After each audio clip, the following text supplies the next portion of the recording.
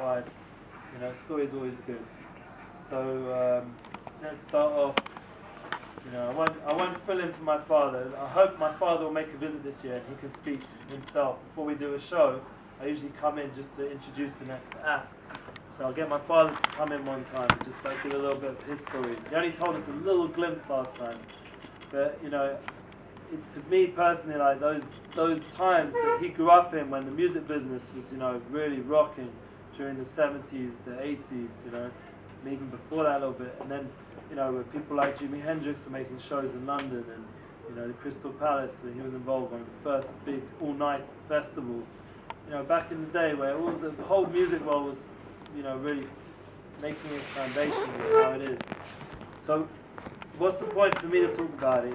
It's a world that was, and as a rabbi or someone who tries to be more spiritually directed,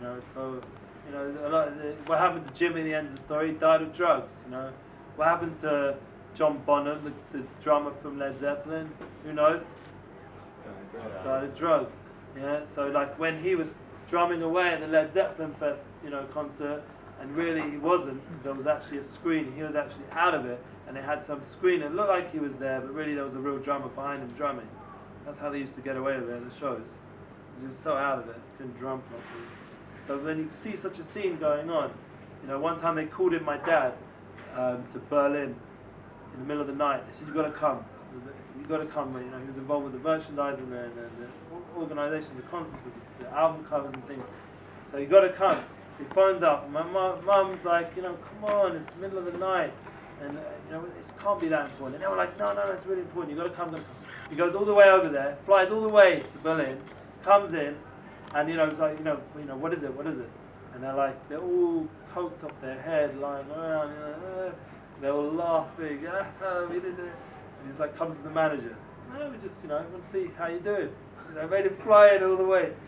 It's a little bit when you start to hear what's going on behind the scenes, or you go to one of the famous rich Americans' houses and you see all these half dead, rock and roll stars all drugged at their head lying in one of the rooms, And now you wonder how rich this Jewish guy is, because he's drug dealing to all the top musicians, at that time.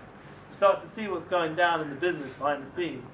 So my dad ended up being a little bit cynical, So for me personally, it was a question of what's if it's all behind it, it's such craziness. I want to find out what the real, spirituality is in music. Why is it in such exile?